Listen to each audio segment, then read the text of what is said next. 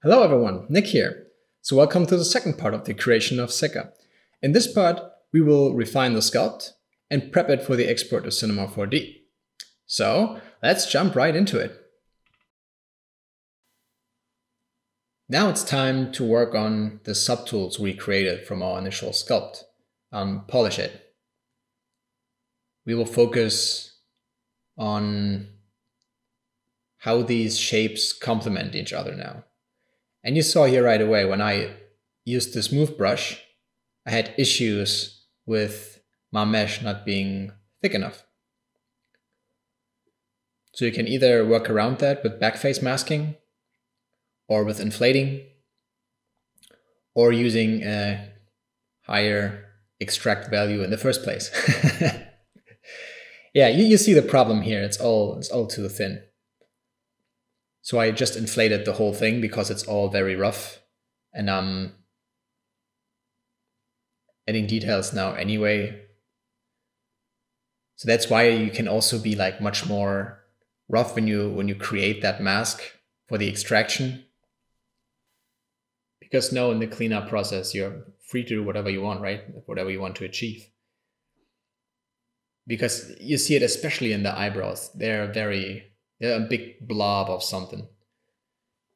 But like you saw in the first video, the leading lines of the design, they are set. So I kind of know what I want to achieve with those eyebrows. Now I just have to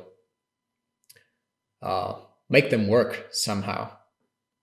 And I will keep the overall form of most parts. I'll just build them up. And see, I'm having issues here with the thickness again. And yeah, I'm saying it over and over again so that you don't make that mistake at all.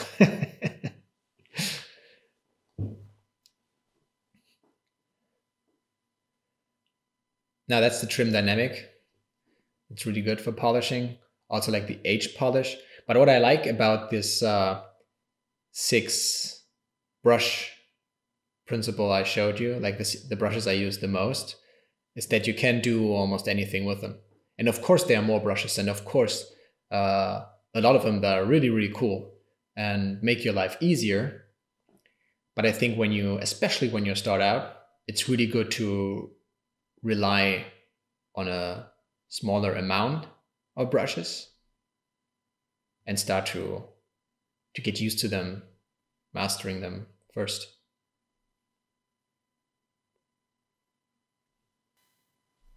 Because I think a lot of it comes down to how you can deal with the pen pressure. This is what you don't see in a video like this, right? You have no feeling for how much pressure I apply with the brushes, and I think that's actually quite important. It's the same as if you draw with a brush or with a pencil. If you're used to it, how it works, then you can achieve a lot with practice. So I think you see this quite well when someone is drawing with pencil. And if that person is quite experienced, there's so much you can achieve with a variety of strokes. And all of a sudden you have a different kind of depth, opacity, fall off with your strokes, line thickness, gradient in your lines. It's amazing what you can achieve there. And it's the same for ZBrush brush strokes. If you really get used to it, you can achieve a lot with a single stroke. And then these 6, what I call like most basic brushes, become extremely powerful, because if you know how to adjust them, or if you know how you can work with them, then it feels like you have, I don't know, not 6, but 16 brushes or even more, just because you learn how to use them.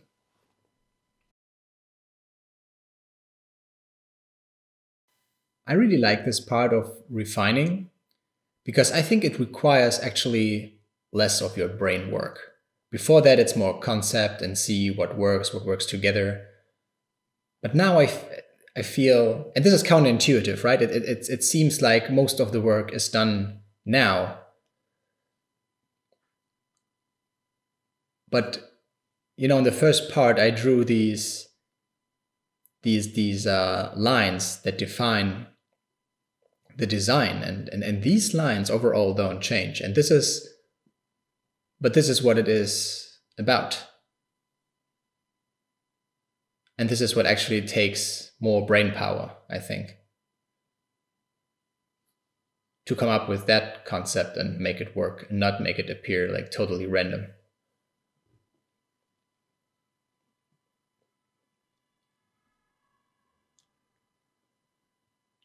And I think it's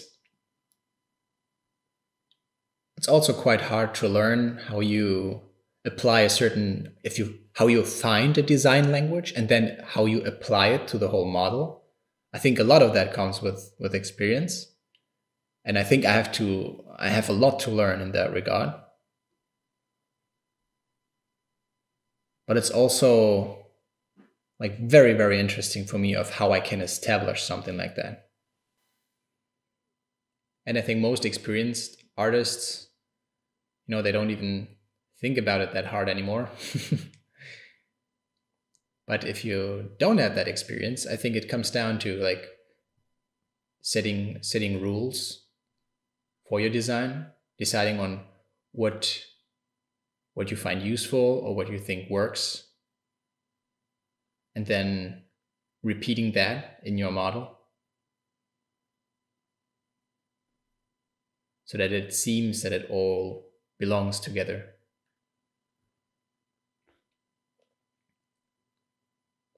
I think you sometimes have this in cars where it feels like the back of the car, the side view of the car, and the front view of the car don't really match or belong together.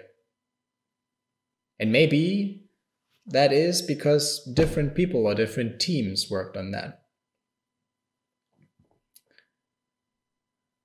I don't have an example right now, but I remember that I've seen cars where I felt that way. It's like, that's the design language kind of split up here. So I think you have to decide for yourself, like, what is the design language for your piece to avoid that.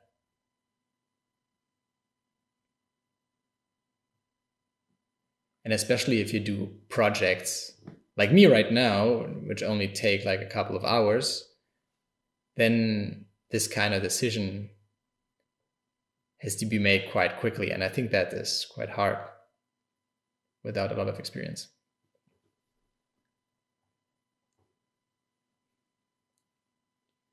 But I'll try and I'll get better over time. I think the most important part is to know that it's there and that you have to pay attention about stuff like that. I think that's a good start.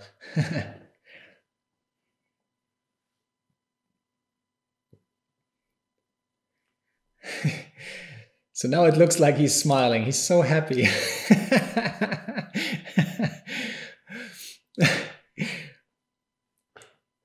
I actually like that I tried that, you know, putting the mouth up there and letting the lines flow differently, but now he just looks too happy. Because like the corners of his mouth sit above the mouth itself. The idea was that this line flows directly into the eye line. I wanted to see what that does.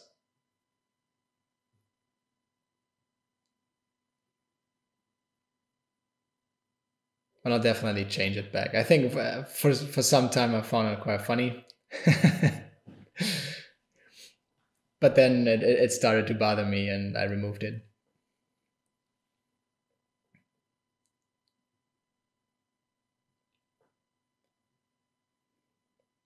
Surprise, surprise, I'm changing the cheeks again.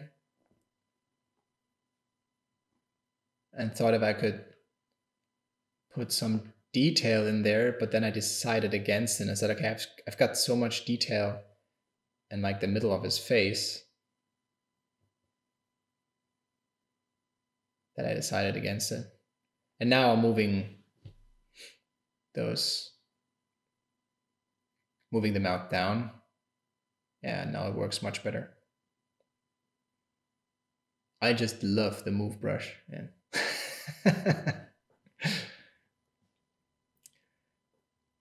It's not only fun to work with, it's also like satisfying to watch.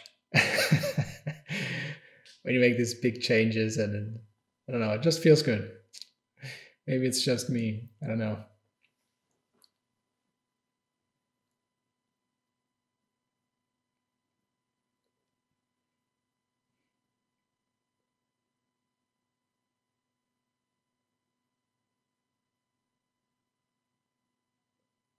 And I think for the next time, what I'll definitely try to do is work on a lower resolution and then figure out stuff like this, because I spent so much stuff drawing the cheeks over and over and over again and trying different things. And I think I could have maybe solved that way, way earlier if I would have stayed on a lower resolution for the face as well. Like I said, this is one of the traps with sculptures. You can go high resolution quite fast. But maybe that's a good thing about like starting with Dynamesh, keeping the Dynamesh resolution very low. And then maybe also splitting up subtools, but keeping the subtools very low as well. I think that's a better way to do it. So maybe I split it up like too late, where I had laid down a lot of details already. Maybe I could have benefited from that more.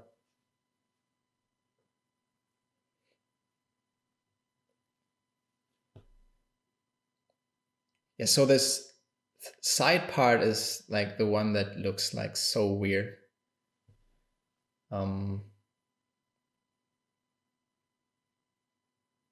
And I know that I wasn't satisfied with how it went out for quite some time. I keep changing it again. So another reason to work on a lower resolution and figure out how this part should work. And I think that was the problem here, because there was no functionality attached to it, right? There was no purpose. And I think that's why I struggled so much with that part. I should have given it something like, okay, this is where the ear is, or the cover up of the ear, or I don't know. There are many possibilities there. I just didn't do any of that. Maybe I thought it wouldn't be like so important. Yeah, but who knows what was going through my mind at that point. I mean, now that I see it, I would have tried to attach it more to the eyebrows and the jaw. This whole area just seems too random to me now. And I think that's a skill on its own, like looking at your stuff in the process of creating it and then telling yourself what works and what not.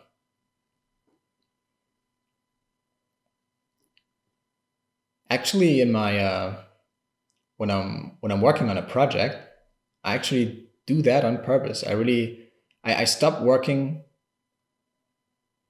maybe stand up, do something else for just a couple of minutes, and then come back to it and try to look at it from a different perspective. Like saying, what could you do different? What does work? What does not work? And then take it from there. And that helps a lot, actually.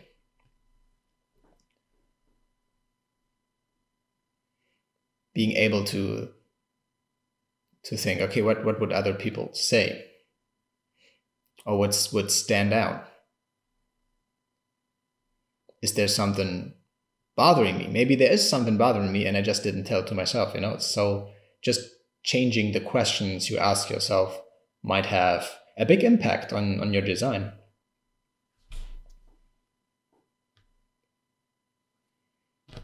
I think in general, it's good to take a step back and then look at stuff again. because it's the same when you're drawing, right? You can probably spend hours rendering something. And if you would have stopped for some time, you could have avoided like spending too much time on stuff that didn't really matter or didn't add much to your process.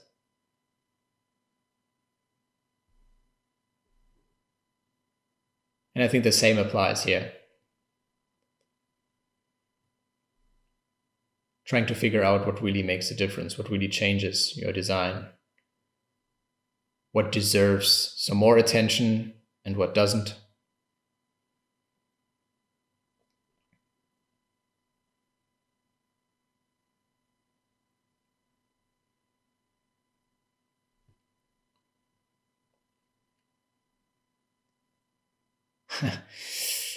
Too thin again.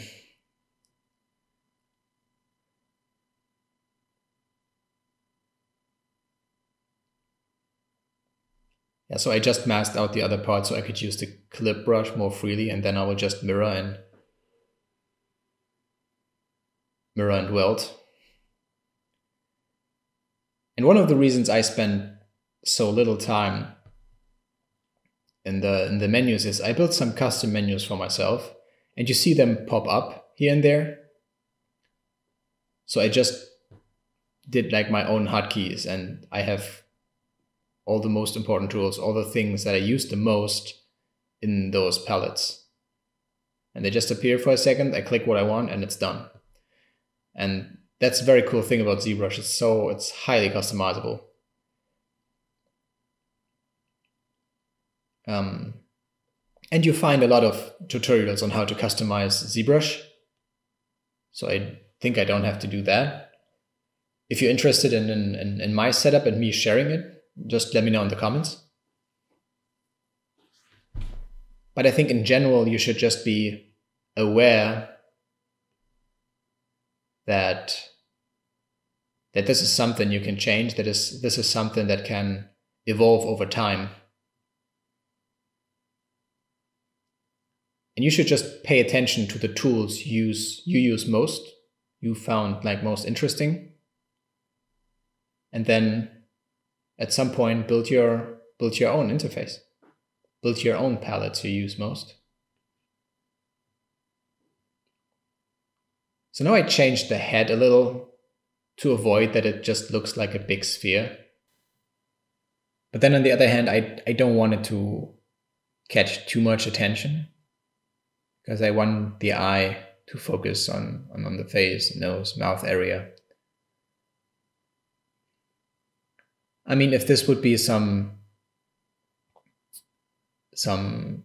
concept design for a character that you actually see from many different angles and stuff, this would be a completely different story, right?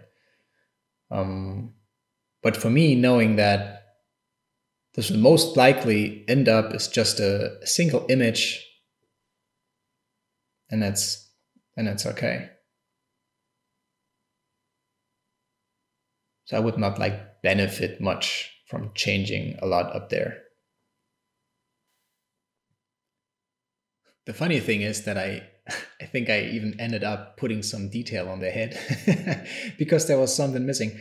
But that's something I saw when I was working in Cinema 4D, and I needed something, but that was hard to see here because I'm sculpting this without any camera distortion and everything, and I also don't know yet at what kind of camera angle or what kind of angle I will have and where the light will come from and everything. I'll figure all that out when I'm in Cinema 4D. But we will get to that later. I also feel like that I entered the state of flow here, because all of a sudden you see that I'm making like a lot of changes and it doesn't take me much time anymore. I don't know if you see that as well. But for me, it's very interesting to see me sculpt, because I haven't done that So this is the first time for me seeing me sculpt and do stuff in 3D. And it's really it's kind of funny because I see when I struggle and I see when I get faster, and it's like some up and down. And now I see like all these changes happening to these parts, to the head, the forehead. I mean, if you remember how much I struggled on the side of the head just some time ago, and then look at how fast I progress here, this is just fascinating to see.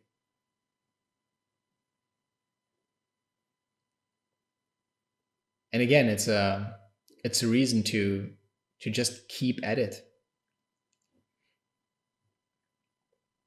Maybe change your focus and then come back to it.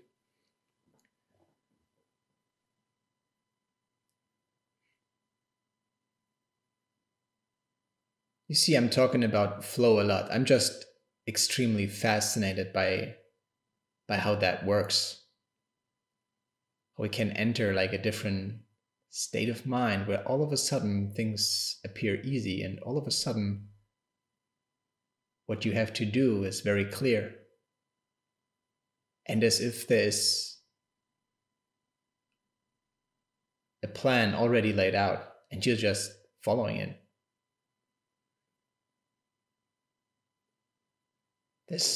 This fascinates me.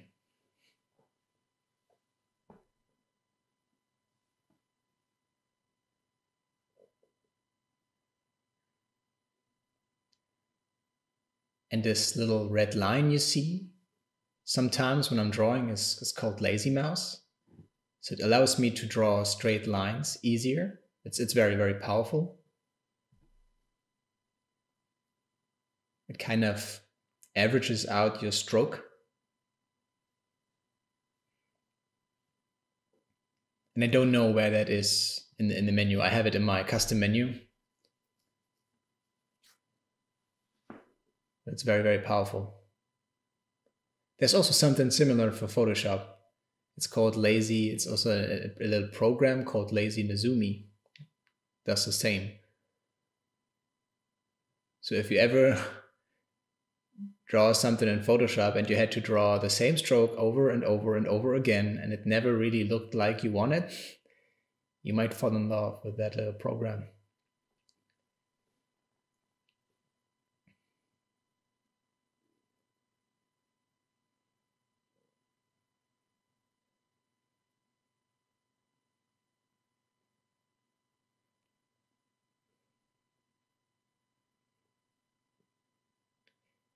Actually, when I created it, and maybe you remember when I started out, I said like one of my goals was to work more with masks. And when I wanted to create shapes, I always asked myself, though, can I do that with a mask? What kind of form would I have to draw? Can I push it afterwards? Do I smooth it down? Maybe move it up or down with the move tool?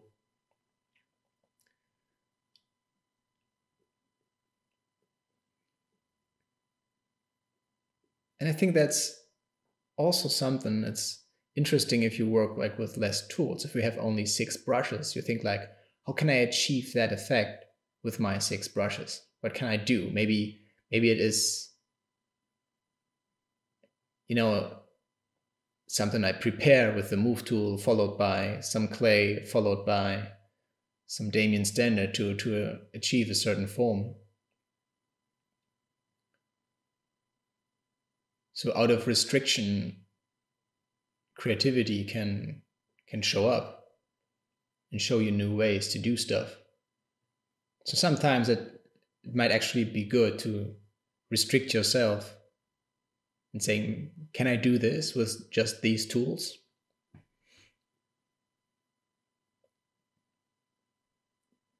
And when you're just learning ZBrush, it's really nice because you get an overview of what kind of effects you can achieve quite fast, and then you just have to piece it together.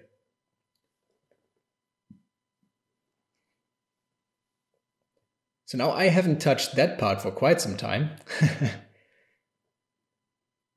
And then again, I think I just entered that state where I just, it seems like I'm flying around my model and just keep changing stuff. And it also feels like I require less steps to do stuff.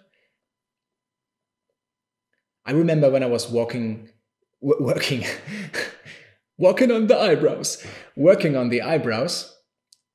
I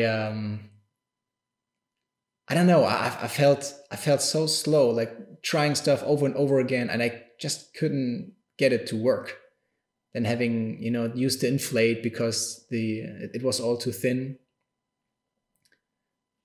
So it seemed like I required, or I needed more steps to do a certain task. And now it feels like I achieve more with less. I think that's what I'm trying to say.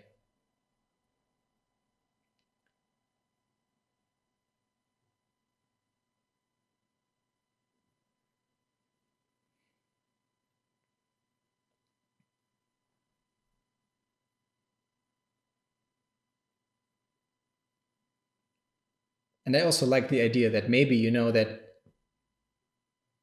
that kind of struggle for the past half hour was so that I can progress faster now. And I also remember that this was all one session. So that's also like interesting to see that the longer the session goes, the more effective I seem to get.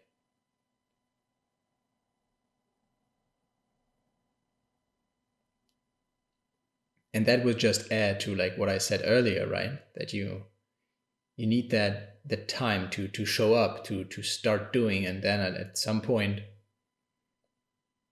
it will feel like second nature.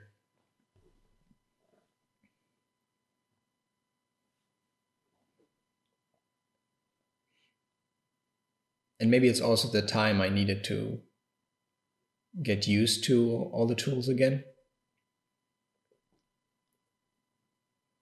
I'm already looking forward like so much to the next sculpt I'll do.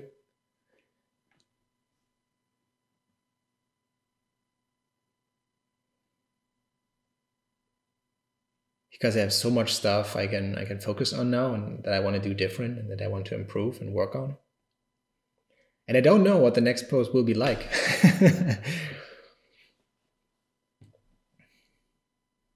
But I'm already excited.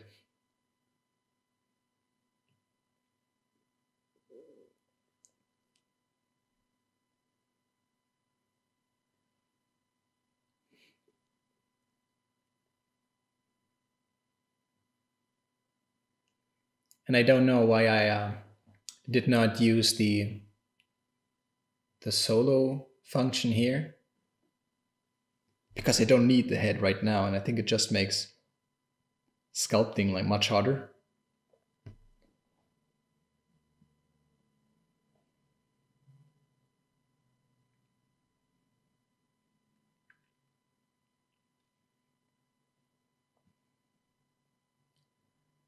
Now that I think of it, maybe it would have been better to even split the chest part into two, to have like this inner and outer part. Oh, big changes coming here. See, I was struggling with the top part so much, and sometimes it's better like to just redraw it. Start over.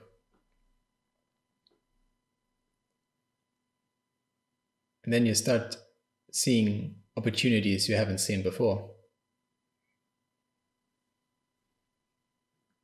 And now that idea is born, that these kind of cables come out there, and that this shape overall was just too different from everything else. So now it kind of complements the forehead more. And it works better together.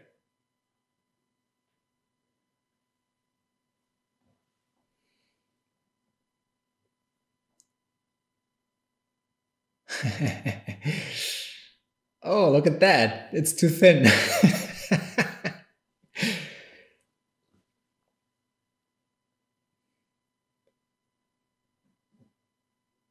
But I think I get rid of the whole part now. It just looks weird, right? If this tube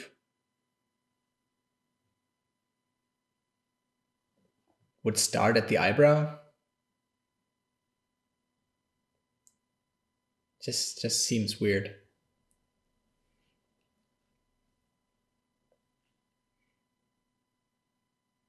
Because also the way the eyebrow is built, it doesn't seem logical for anything to start there. There's no indication of a need for that.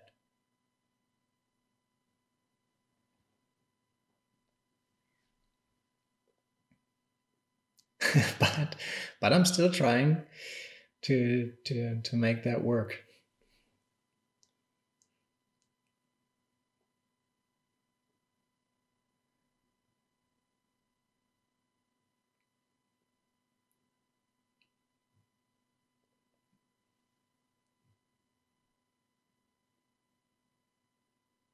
And I think now I'm like, wait a second. Why not start at the forehead in general and just cut this thing off? I think that's what I'll do now. Yeah, I get rid of that. Wait.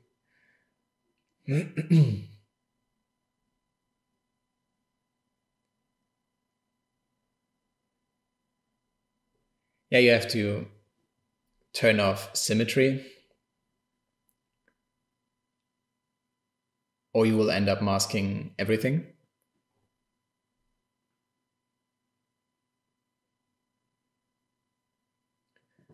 So now, because everything was so thin, I was able to just use the smooth brush to delete it all. Now I just inflate the edges.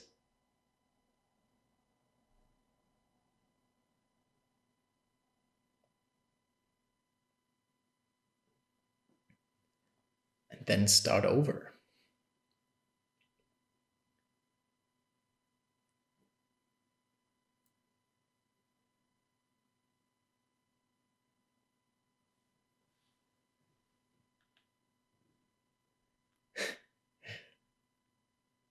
I'm actually trying to model the tube here, and then I'm like, wait, this looks a little weird.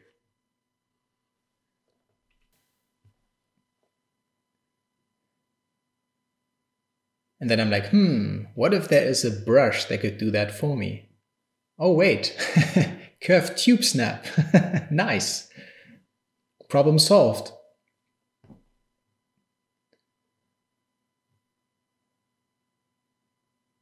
I think I should have just used a normal curved tube and not even the snap one, because now it snaps to the back of the head. And they kind of changed how curves work 1 or 2 versions ago. And I see that I'm not comfortable adjusting them. So I have to work on that again. But most of the time I do curves, tubes, and stuff in Cinema 4D just because, I don't know, for me it feels more, no, feels better. But the ZBrush curve tools are extremely powerful, so I definitely have to use them more. There's just so much stuff you can do with them. And there are like many different curve tools. So yeah, maybe I'll work with that in a different project and just focus on using them. Actually, I did a post where I used curved tubes a lot on these 3 tree guys I did quite some time back, and also for the wooden snake in the forest. I used quite a lot of tube and tube snapping there.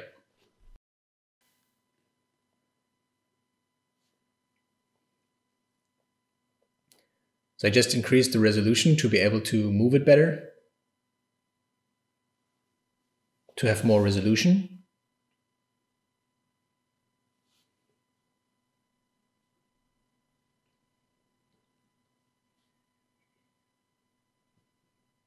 And I ended up liking it.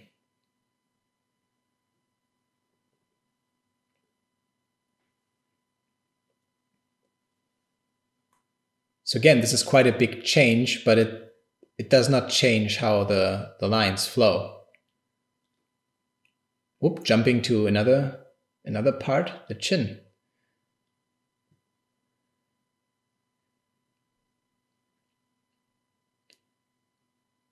So I really like how GoZ works, that it allows me to jump between 2 programs, so I can just utilize the best aspects of them. And I'm just super comfortable with Cinema 4D and the polygon modeling and all the primitives I have there, and the way I can position and rotate them and everything. It's just feels so good. That's the reason why I rarely use the ZModeler tool, even though it's also extremely powerful. But for me, it was always like, I could build that in Cinema 4D very fast. So I never invested the time to learn the ZModeler and ZBrush. So now I'm sending it back to ZBrush. So sadly, GoZ is not working anymore as it used to. So before that was just a single click and it will just replace the object in your scene. So that doesn't work anymore because Cinema 4D changed its core. So there's a lot of new code, and that's why a lot of plugins for Cinema 4D do not work anymore. It's sad, but I think it was necessary for Cinema 4D to evolve and to be able to introduce like new tools. Yeah, but the thing is that GoZ did not work for quite some time. And what I'm using here now is some script someone wrote. I don't know his name, I'm sorry. But you will find it in the forums of ZBrush, for sure. So that's why I have to append it here manually.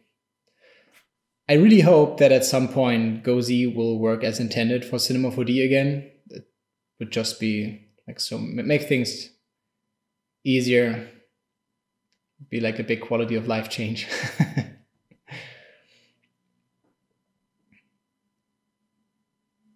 For me, it's really fun to see how I'm getting used to the tools again. I remember when I was doing the mockup that I was really struggling sometimes to get the forms I wanted. And that's what I meant with that you need to get used to the tools and the pressure you apply and everything. That's stuff you don't see here, but it all comes not necessarily with experience. You just need to invest the time. You have to gain some mileage with the tools and get comfortable. So you will need less and less brush strokes, and you will be able to do or to create the forms you want more easily.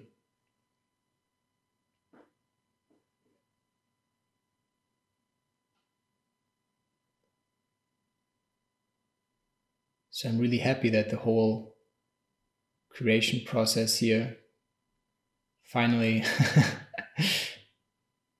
became like a little faster.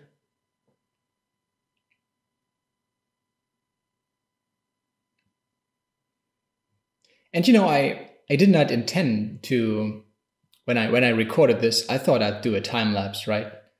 But then a lot of people asked me to just share the whole thing. So now it's like it's a mix of a time, it's not a time lapse anymore, but I wouldn't call it a full workshop either, right? Because I'm not explaining everything I do, every step I do and everything. It's, I would have recorded it differently then. I think I need some kind of tool to paint over it while I'm still sculpting. If you have any suggestions, you can tell me in the comments. I think that would be really nice. So I could just paint over the stuff I'm doing, share my thoughts better. I think that will help. And I'm still unsure on how to deal with that in future workshops. So let me know what you think. Because from my perspective, I would speed things up. Stuff that is repetitive, or not as interesting, or not as valuable to you guys. So there's a lot of stuff that just make the videos like very, very long. And maybe if this video would have been like 3 hours, like I intended it to be, there would be less like to talk about, less to cover. But yeah, I'm just interested in your opinion and how you perceived this little series and what you would like to see in the future. Because, you know, in the past, I've done workshops with students and also in the company I was working for. But it's a completely different story if you do a workshop with people who are not in the room. Obviously, right? Yeah, so this is completely new to me, and that's why it's so important to figure out on how to provide you with what you need to get started, or to get excited, or to grow. So that's what I want, and you can help me with that.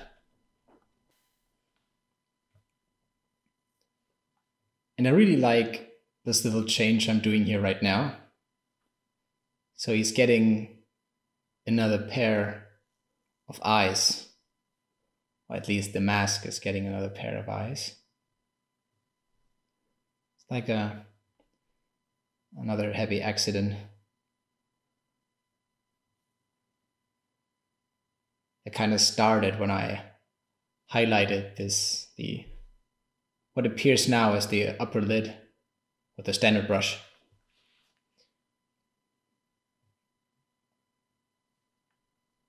Oh yeah, look at that.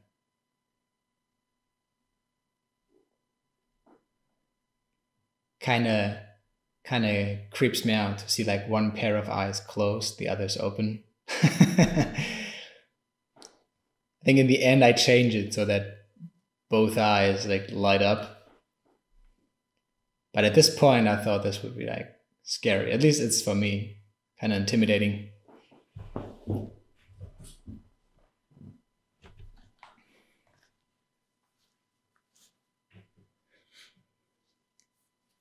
And I really enjoy this process of push and pull and putting details here and there to make these pieces work together.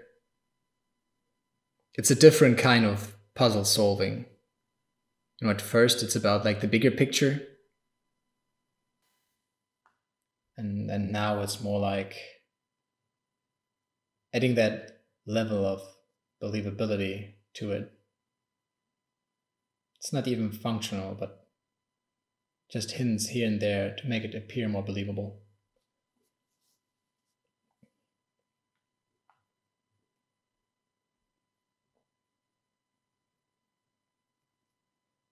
And I'm also interested in how to speed these things up. So I'm really curious to see how my own workflow will get better and faster again. So that something like this won't take me like 6 hours, but 3. I don't know, for me speed is something quite important because it also feels liberating if you can block out an idea, a concept, or whatever you have in mind quite fast. And you don't need to invest too much in it. You can still do if you love it, but just to get out an idea, I don't know, I really like if you're able to do it like quite fast. Finally changing the eyebrows. I was looking at that shadow the whole time.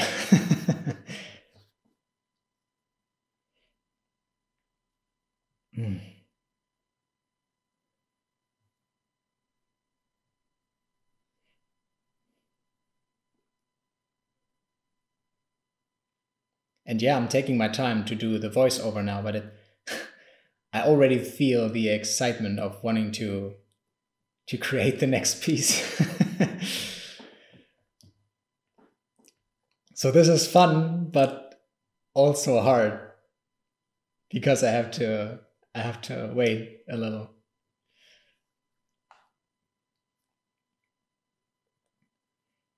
Maybe today I do like half a day of voiceover and then the other day is sculpting something again.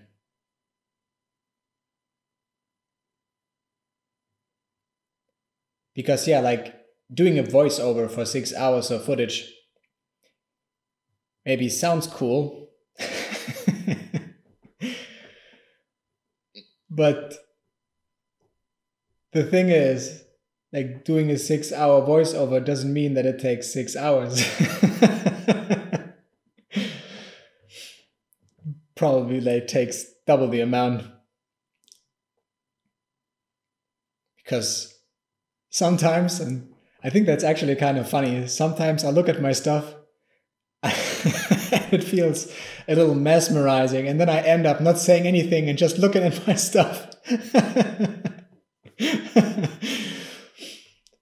But I want to provide you with information, you know. And so sometimes I have to record stuff again just because I ended up not saying like anything.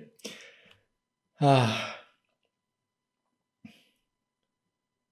I'm having a good time, yeah.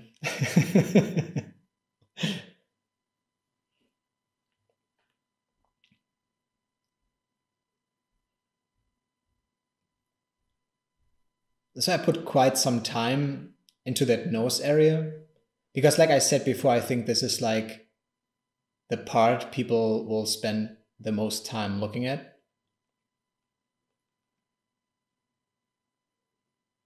So this is where I put most of the details.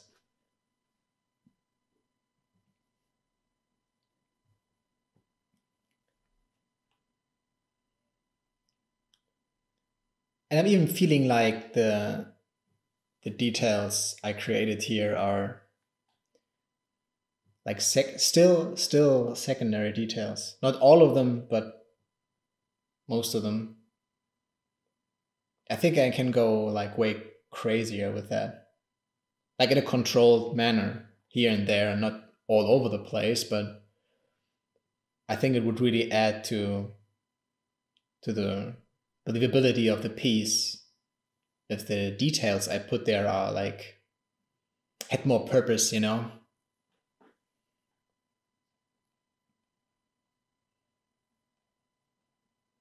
But I think for like the first sculpt after such a long time and just being too hard on myself. And like I said, this stuff I want to learn still. That's a very long list.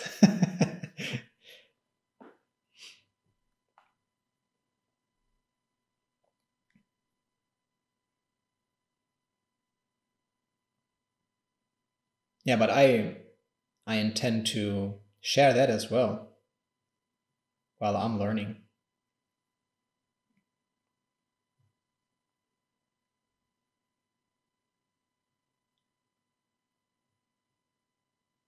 So this is starting to look good. Kind of like it. But look at the eye and cheek area. I haven't touched that for quite some time. Why is that? I don't know. There's something about that area that was hard for me.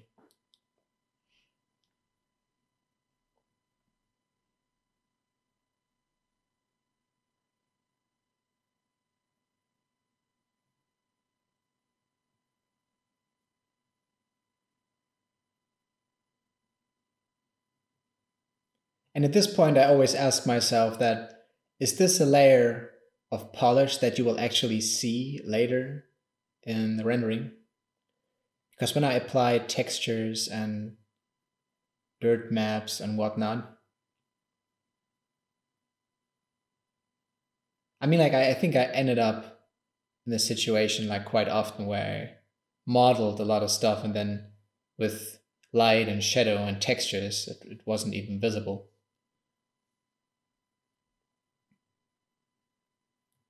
So that's why what I also like to do in my process is to take something like this and just export it very fast to Cinema 4D, do a very, very simple pass of texture and light, just to get an impression of how much work I still have to put into it that has like a significant impact on what I do. Remember when I talked about the 80% done thing? I think that's what I'm getting here. Because I don't want to push it too far.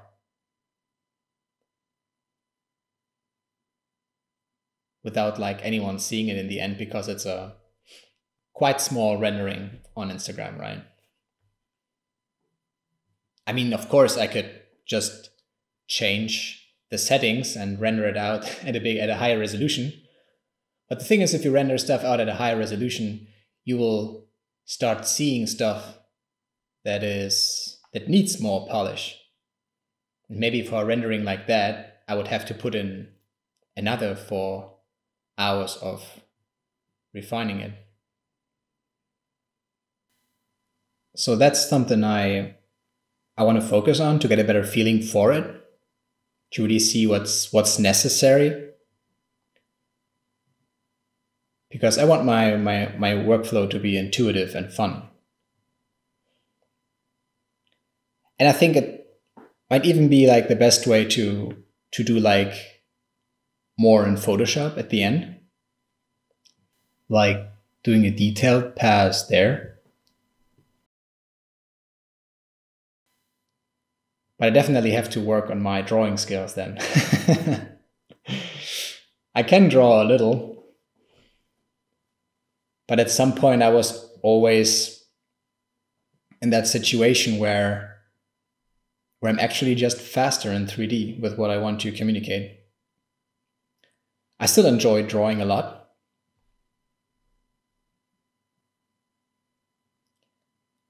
And it's also on my list of skills to pick up at some point.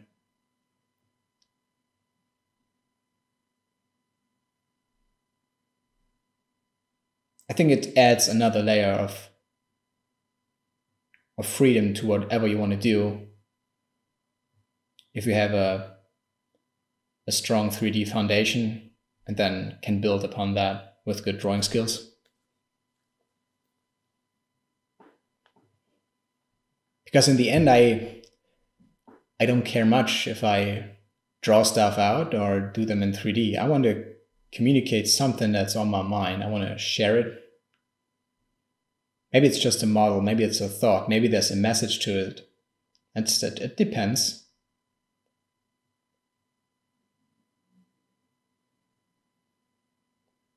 Yeah, but that's why I don't think that it's like super important, like which medium is it? It's more like, what do I enjoy most, or how can I express myself in the best possible way?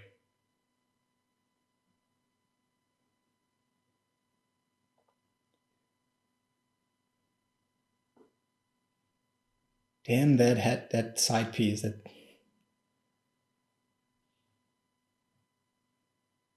But that's a good thing to learn from. If I would have just invested maybe 10, 50 minutes in the concept phase into that thing, I would have saved a lot of time. And I probably should have done the whole thing again. Start fresh.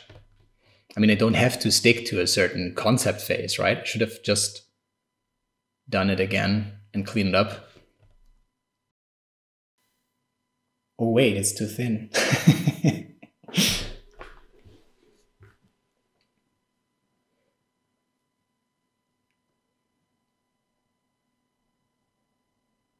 But I think it didn't, or it wasn't bothering me as much as I thought it would be.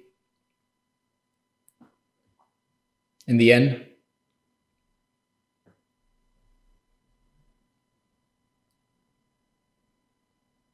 So maybe that's exactly what I was talking about. Maybe it got like less attention, but in the end it was okay and it wouldn't have like changed much.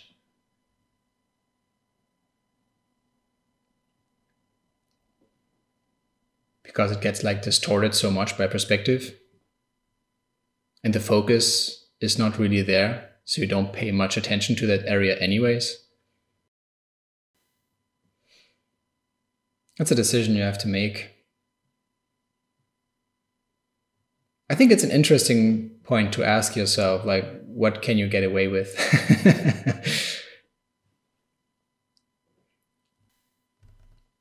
And I don't mean that in a bad way, right? So I'm not talking about you always walk in the path of least resistance. That's not my point. It's more about knowing what you can achieve with what, or what is needed.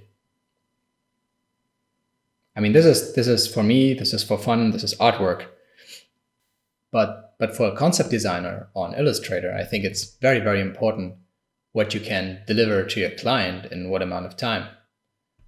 So I don't know, how many designs can you do in a day, you know? And to what kind of degree will they be polished? Will you show like 6 pieces of artwork that are like 60%, 80% done, or will you show 2 pieces that are 90% done? Of course, that also depends like on the client and how he perceives your stuff and what he wants. Some clients are better with very, very rough stuff, and some need stuff more polished. Yeah, but I think when you think of it that way, it's very important to know what you can achieve in what amount of time and what you need for it. And I think you will really benefit if you've worked on your workflow so much that you know that, and how far you can push yourself.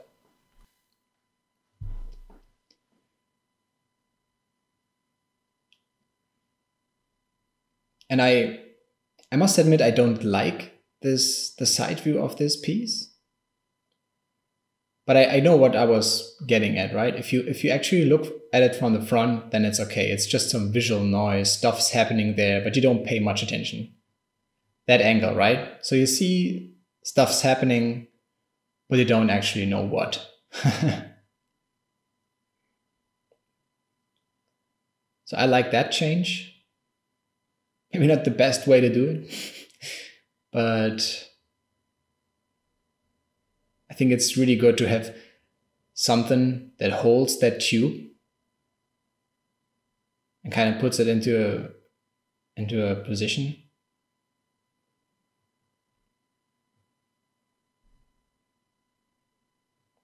So now we have some kind of sense of purpose why that thing is there. Also makes the headpiece like more interesting in general. But I think this was a good decision.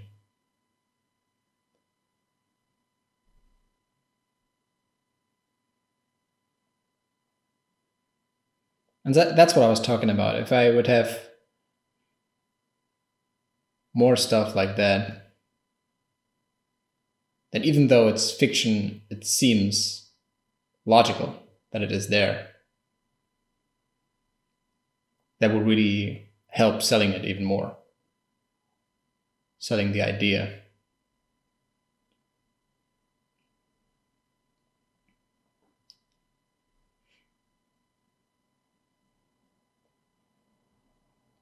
And yeah, I know it's not clean at all.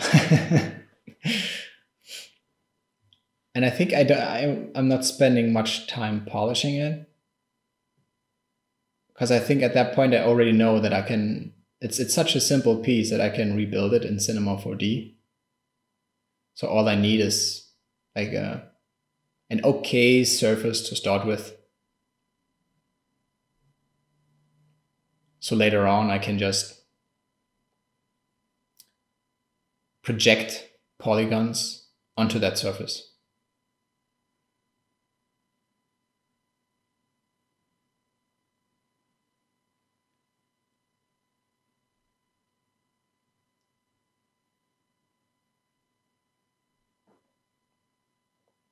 Okay, still tweaking it.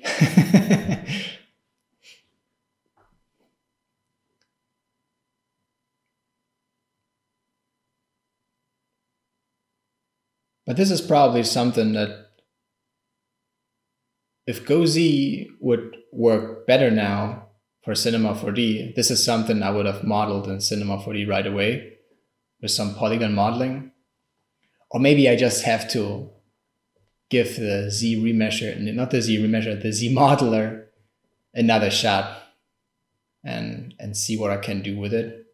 Or just simple stuff like that to get a good starting point.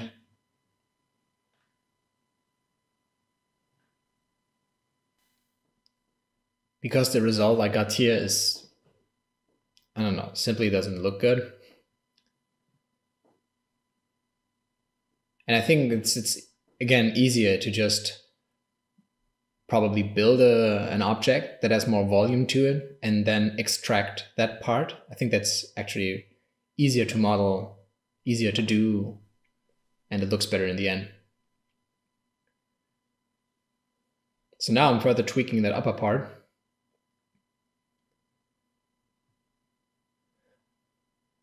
Putting some emphasis on that edge with the damn standard, like inverted. I really like that brush. Some pinching.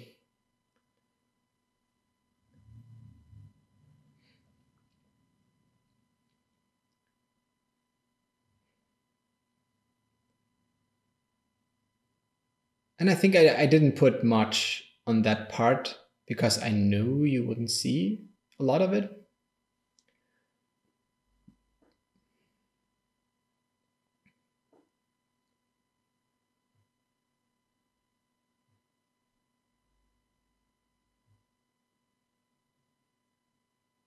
So I don't know, this whole part is just a lot of big chunks of something.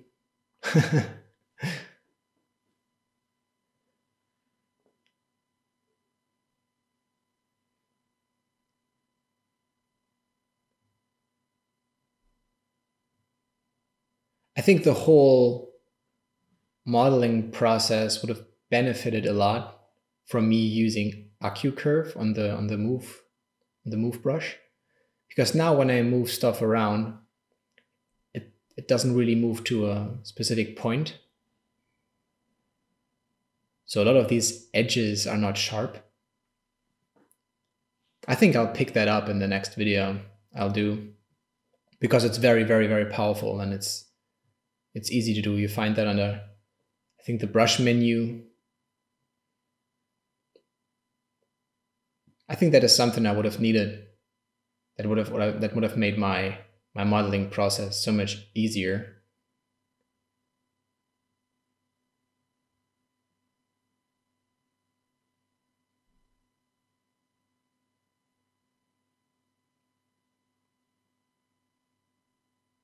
You see how powerful this damn Damien standard brush is. I always say Damien standard brush because that's how I got to know it first. And I think the person who developed it is called Damien, in case you wondered.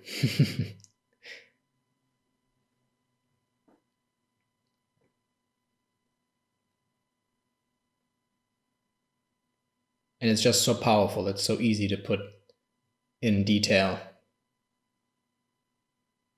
with that brush.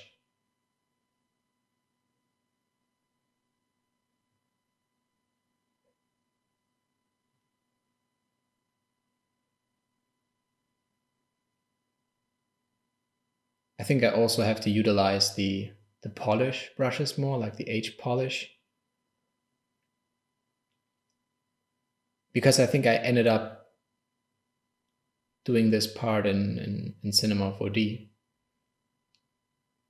Because the whole surface was just not flat, it was too flawed. It didn't look good when later on I had a light in the scene, and when it actually hit the surface, it looked like really weird.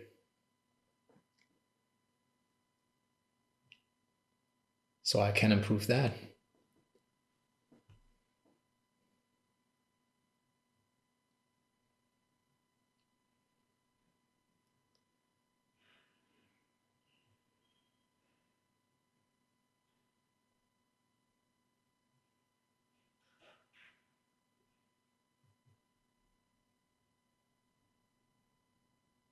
But then again, it all comes down to how much you get used to these brushes. So especially when you're starting out, I would recommend that you do like a lot of little projects, not just one big project, but a lot of little things to just keep creating stuff you like, stuff you enjoy. I'm actually thinking about a ZBrush workshop, like an introduction. So if you're interested in that, let me know in the comments. I've done a ZBrush workshop some time ago, and I could use what I've learned from there and put it into an online workshop to get a good start.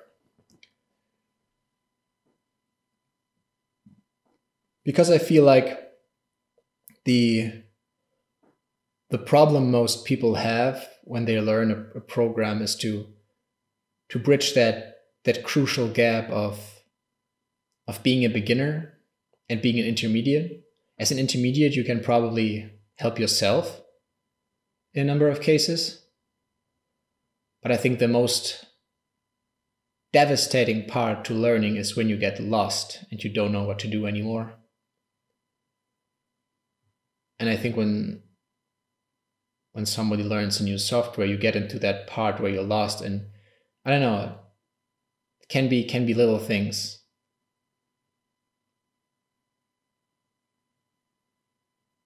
And I think that's quite frustrating.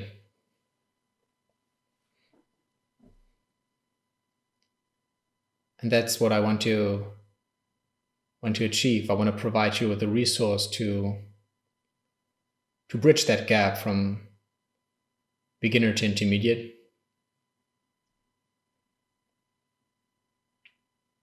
I've been thinking about that for quite some time, to put out some kind of workshop, but I never did it because it actually takes quite some time.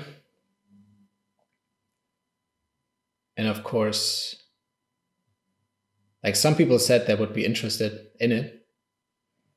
But now, after the feedback I got from you guys, I maybe reconsider.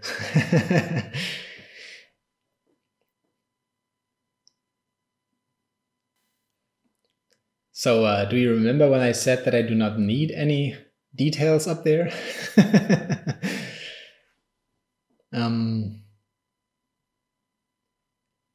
I kind of like this detail because it has what other stuff lacks, and that's some kind of purpose. It looks like it could move, and then you think about why it should move, and it adds some story to it, and I think stuff like that is very, very important.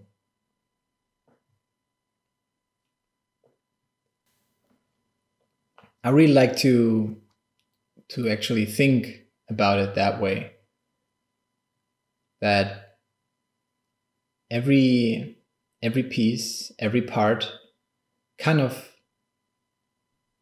tells a story. All the assets,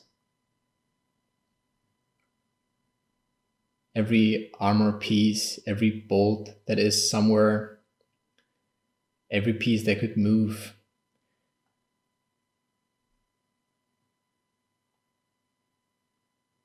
And I think if you think about it that way, you'll your design changes. And that's why I said it's so important to tell yourself like a little story about it. It's just for your brain to get a better idea of what you're trying to communicate.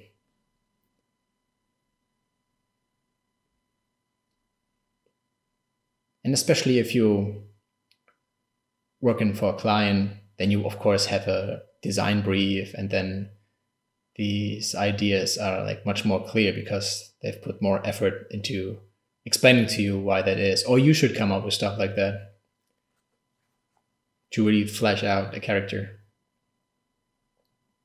and bring it to life.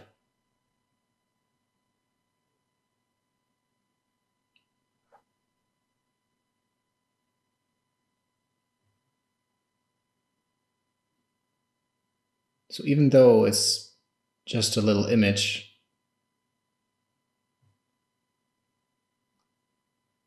it's a way of telling a story.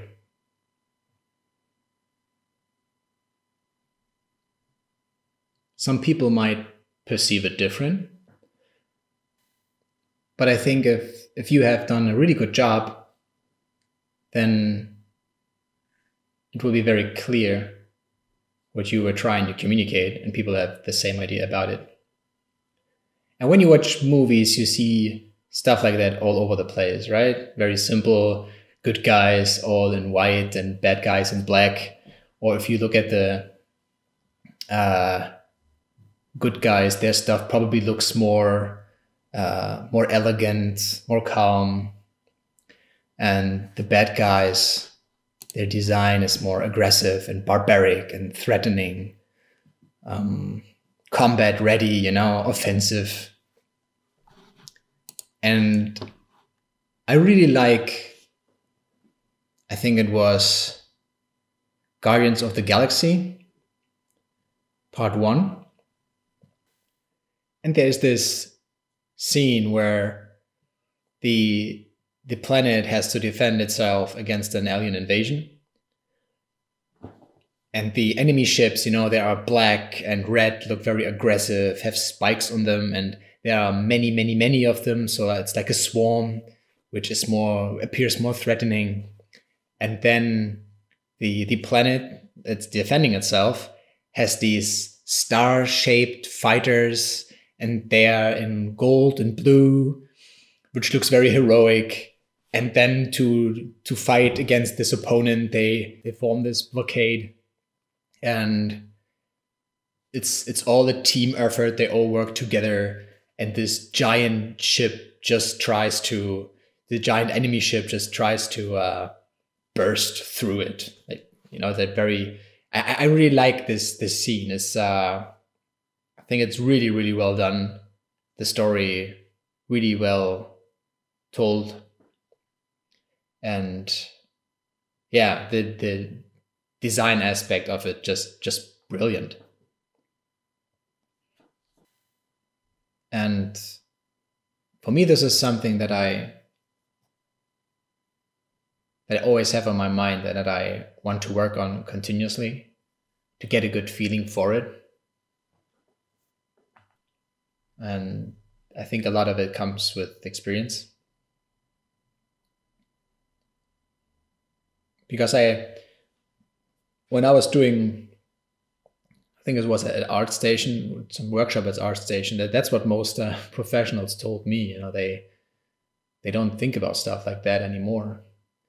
But I think it's different when you work in a team and there's a design brief, and then there are many, many different artists, all trying to figure that out, and many, many concept guys working on the same thing. And then it's that as well is a big team effort to come up with stuff like that. When I'm creating stuff in just a few minutes and hours, of course it won't be perfect. Oh, here's a little trick I really like. What I'm using right now is the trim dynamic brush with the lazy mouse.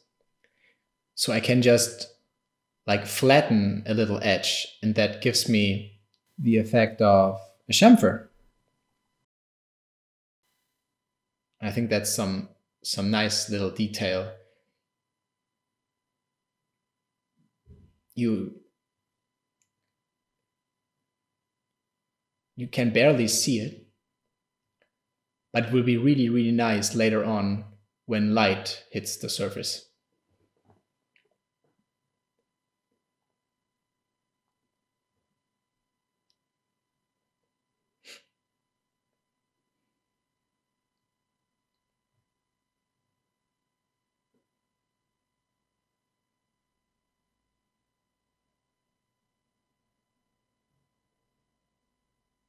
I'm working on the nose again.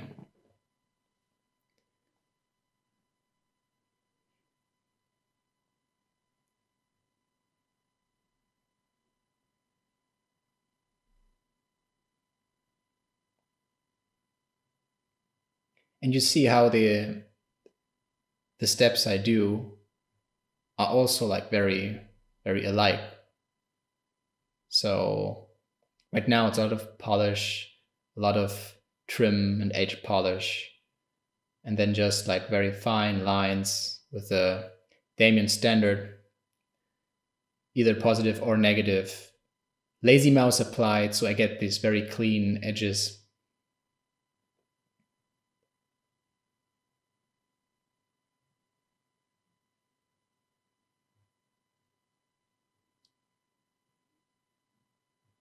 So again, I think it's really, really good to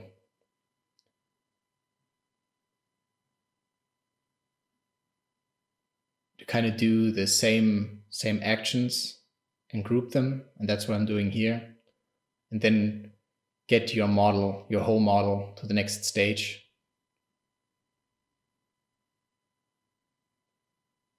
Because at this point, like, there are not like any big changes made anymore, right? It's just polishing everything up.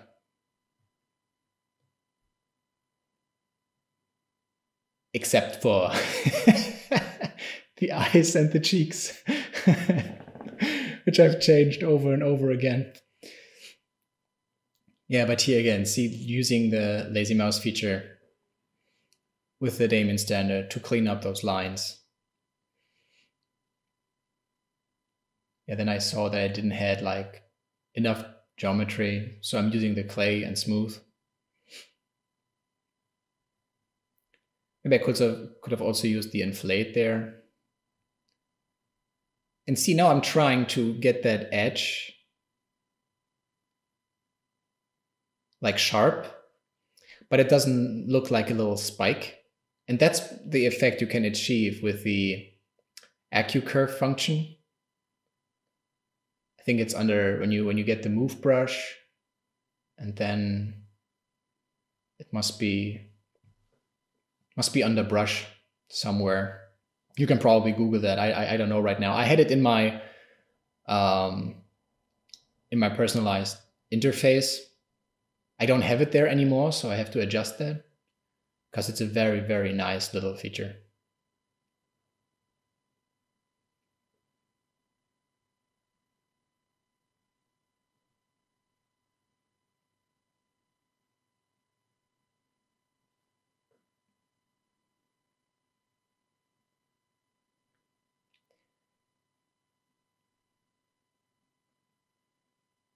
Yeah, same thing here. If you want to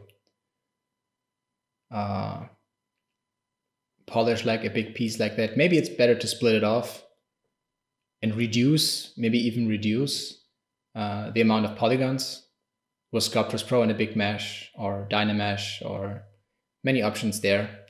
Maybe even use the Z remesher. I'm actually surprised that I didn't use the Z remesher for my entire process.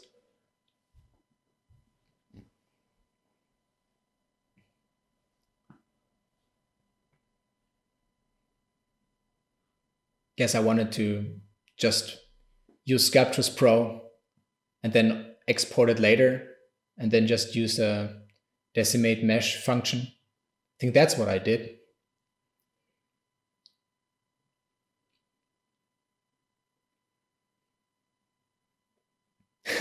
Now I'm looking at the cheeks again. I'm like,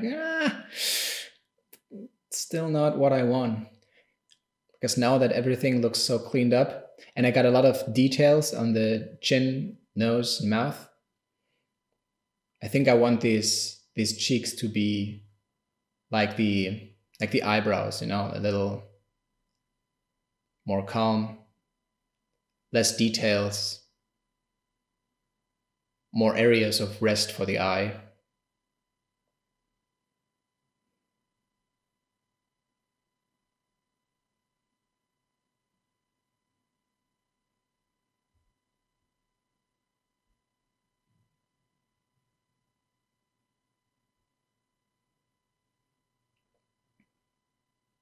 And again, cleaning it up with a damn standard.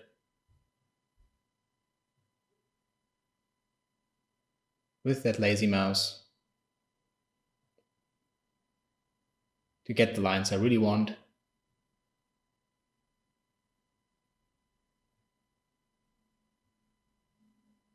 I'm getting rid of these little dots there.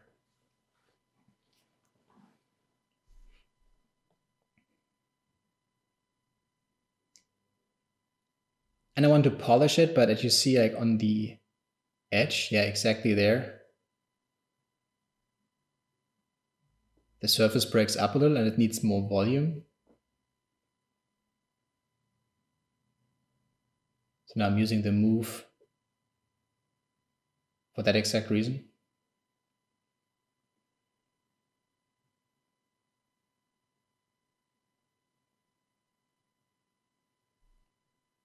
I really like the lasso masking tool. I think it's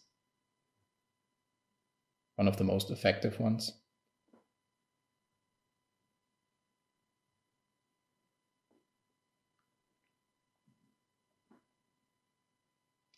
Actually, I really like that it's 2 colors now. Maybe I should have used that. That's why I think it's so important to work with colors like way earlier.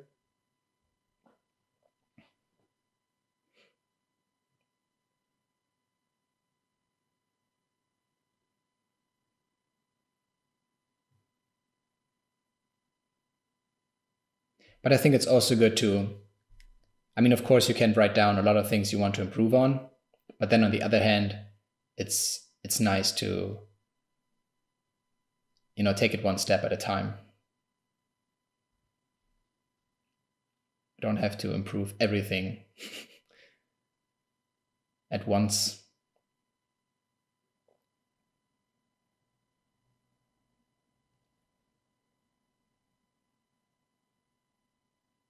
Like I said, I think as an artist, you have to enjoy that journey, that it takes time. It's practice.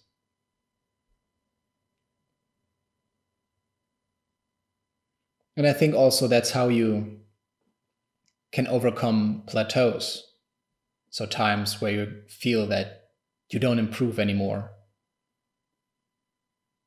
Just focus on what you can do already and try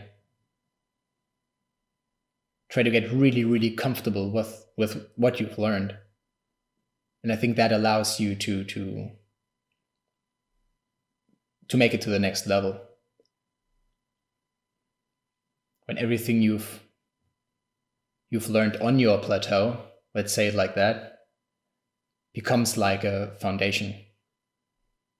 Something that is second nature. And when that happens, you get better. Because you will try to use those tools differently.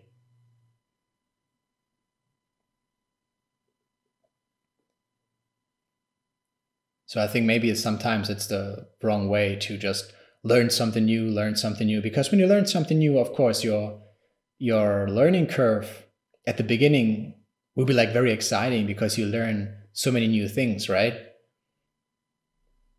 But I think that's also some kind of misleading. Because, you know, let's say you started learning ZBrush, right?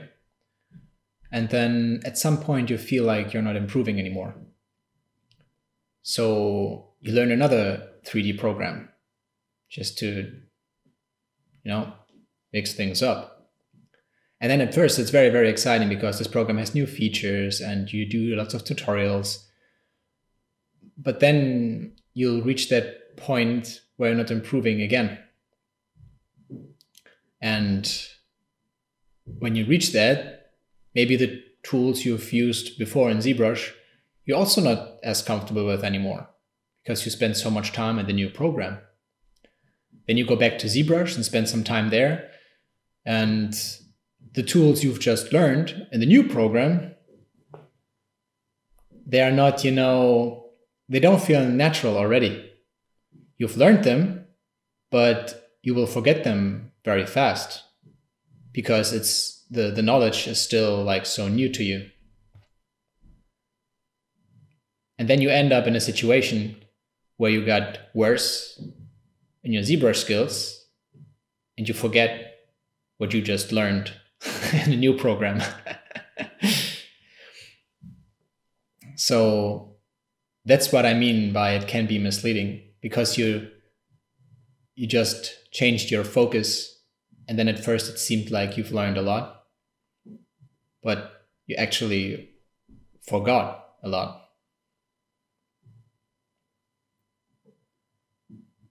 So instead of picking a new program, see what you can do better, see what you were missing in ZBrush. Maybe there's tools you've never touched. Maybe you watch other artists and they have an entirely different workflow from yours. You can define goals for yourself and what you need to work on, what you want to improve, what you want to get better at, and take it from there. And I think that's a better way to, like I said, overcome plateaus. So I'm not saying that you should not learn other programs. I use a lot of different programs as well. I use ZBrush, Cinema 4D, Moai. I also worked with Rhino and SolidWorks in the past. I tried 3D Code and still interested in it. I think it has powerful tools as well. But the intention of learning them was different. I was more like, this could be something interesting, and more driven from that perspective, and not, oh my God, I feel stuck. I have to do something about it. So I think that's a different story.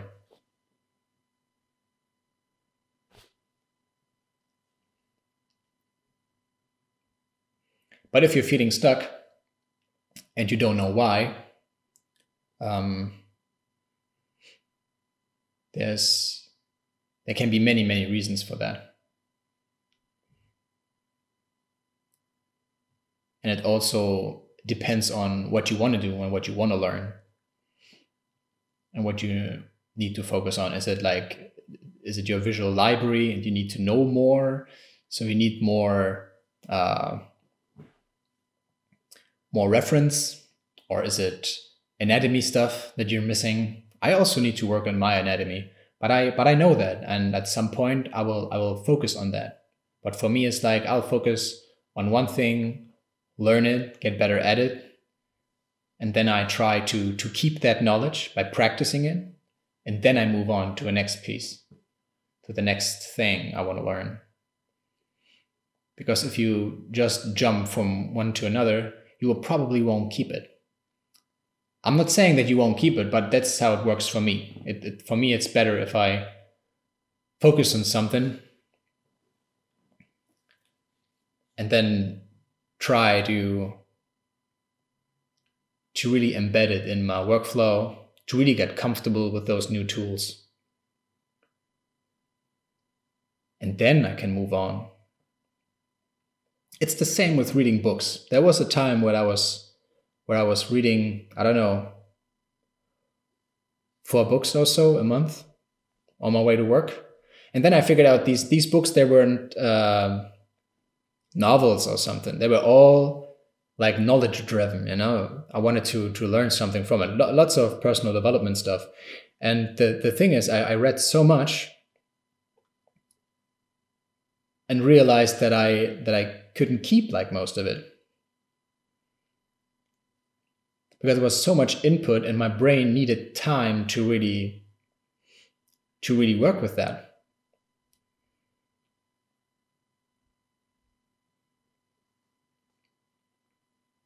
So I think it's the same when learning new stuff in general. That you have to give yourself the time to really let it sink in. So I'm still working on the cheeks here. And yeah, I just copied that one piece and tweaked it a little. And like I said, I kept it pretty simple. More like the eyebrows. But I think I didn't even edit some parting lines or anything. I wanted them to be very simple because this is where the beard will be, and the beard will be like more detailed. So that's why I'm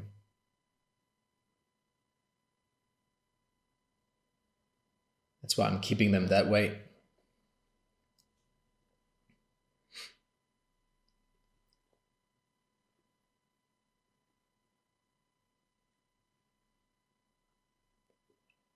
I'm still surprised I deleted the inside of the head. But yeah, now it's time to refine the armor.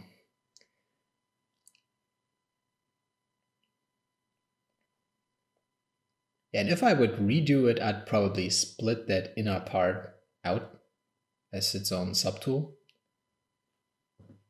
just to make it easier for me to tweak it.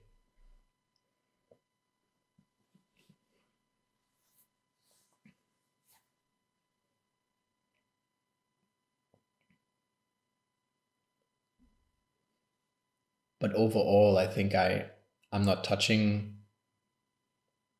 the forms themselves as much. So it's again just some little refinement. The trim dynamic and the damn standard brush again.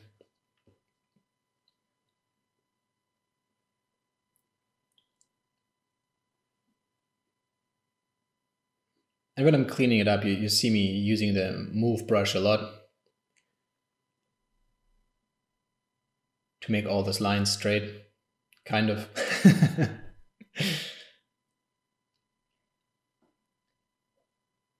I'm just changing the camera angle like over and over again to be safe that it will look good from all angles.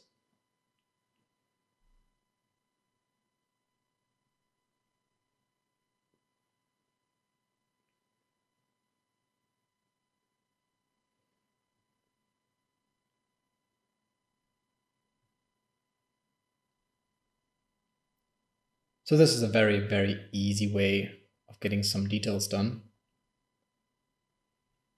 And I'm not investing too much in that part because I'll know it will be like at the bottom of the picture, and there will probably be even blur.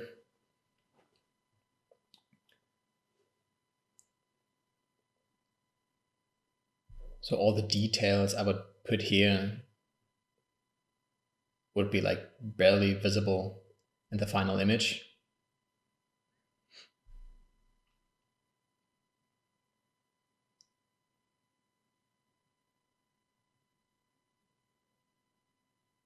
But I think these little lines have enough of an impact here.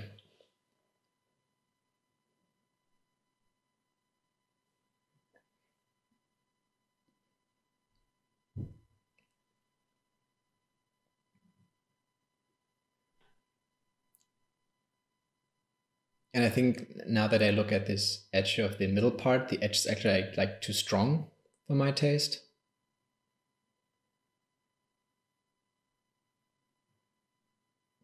And I think you can tweak the pinch brush to also have like this effect of highlighting edges or pushing them out in general. I will look that up and probably use it in the next, I don't know, tutorial, time lapse, whatever it will be, and show it to you guys, because it's very, very cool to work with. And if you have the Damien standard and this like adjusted pinch brush, it's very, very easy to create these hard surface shapes.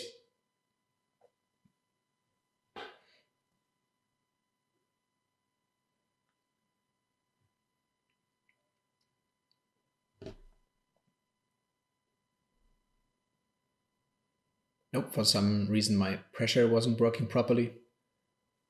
And now just adding a little parting line.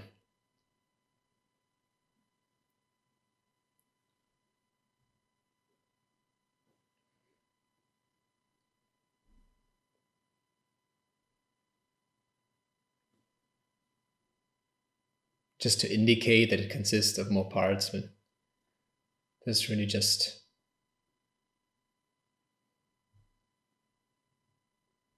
I would even consider it like visual noise. Like I said, it will probably be blurred anyway.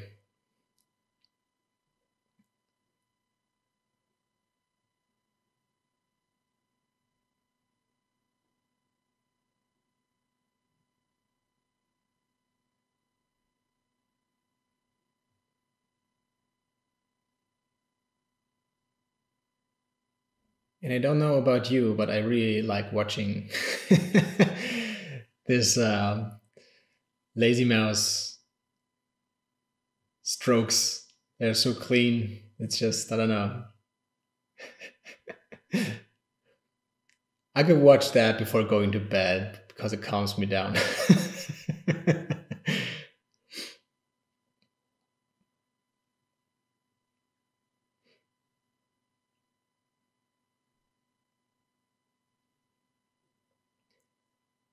Actually surprised I put in work into that part at all.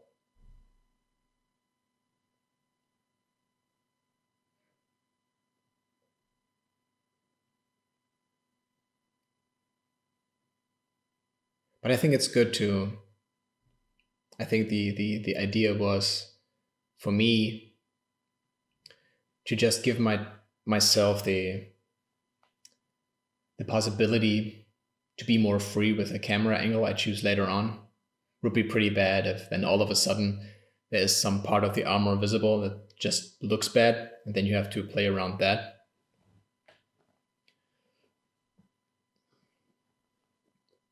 But for a simple piece like that, if it really bothered me, I could have built it in Cinema 4D. That would be no big deal. So now we're actually back to the throat. We haven't touched that one for quite some time. I think it's still from the block out.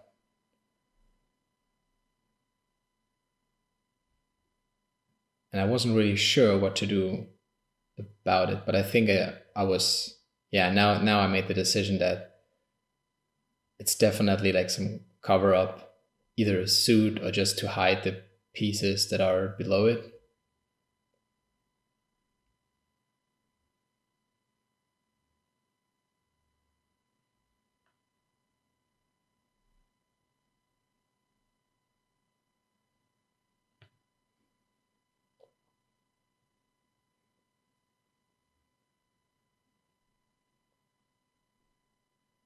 So I'm getting rid of the details I put there.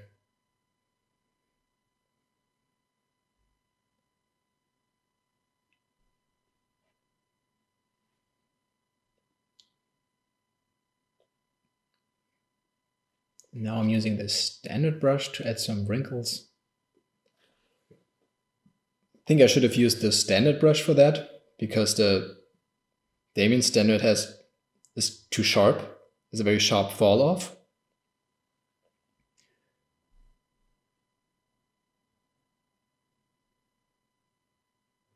So when you smooth it, it still looks like pretty sharp. Yeah, now see, now I'm painting over them with the standard brush because it has a better fall off.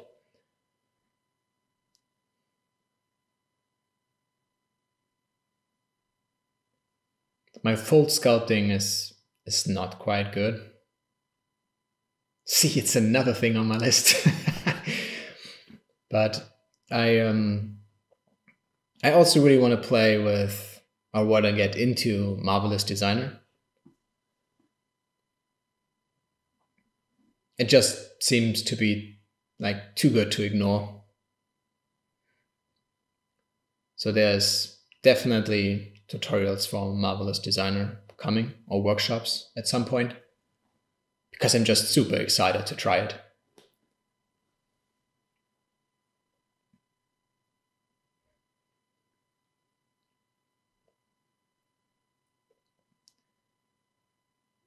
Now I actually switched to the mask pen.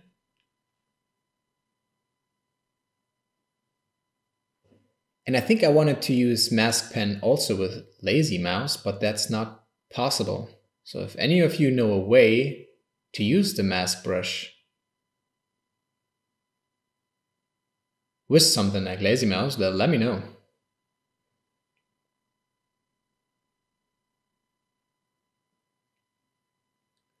So now I'm using it to, now I'm using this, the smooth brush with sculptress on, just to get more geometry, so that the edge of the mask I'm drawing will be more sharp.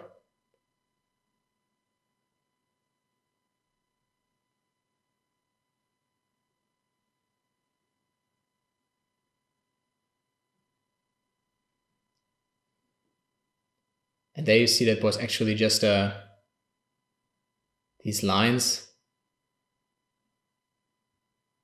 that were just a display error. Yeah, so what I'm doing here is drawing the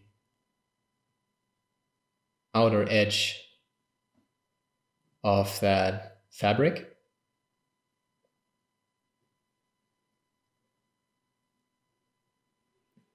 And then I will inflate it.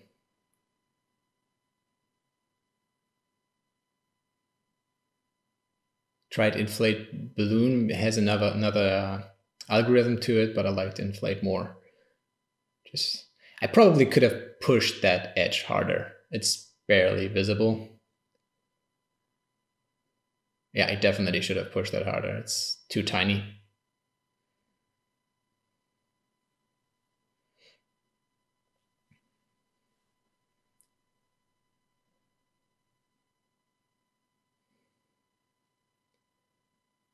But I think this shows how powerful masking is.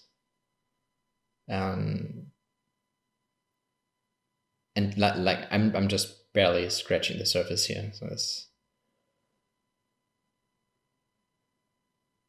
think masks are just so good.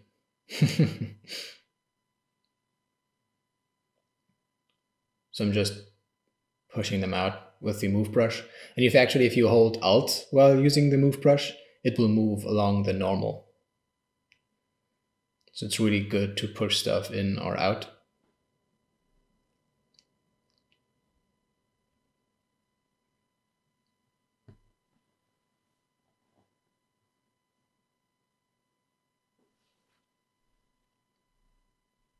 So this is looking good.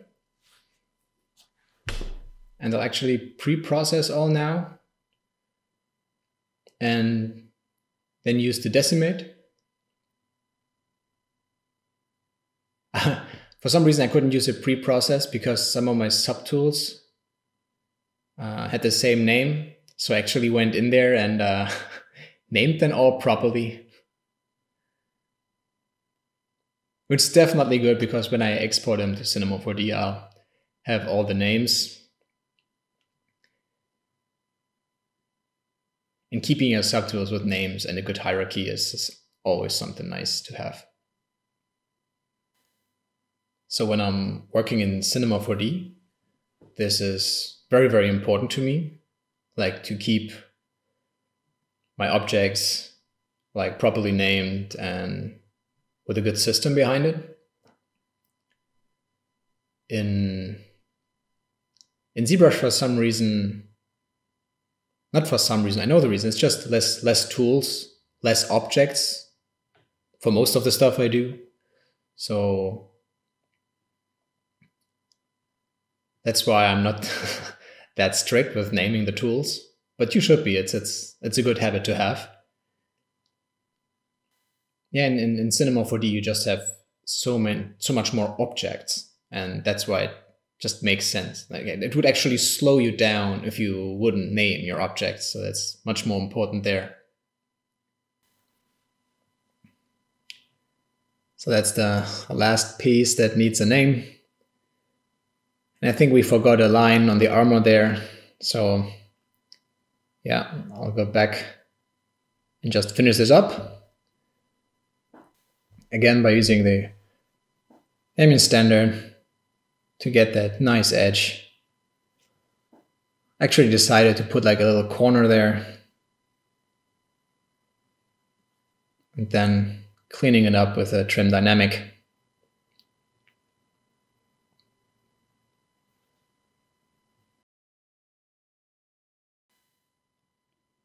So now all that's left is to take all my subtools and decimate them so that they have less polygons. That's easier for Cinema 4D to handle.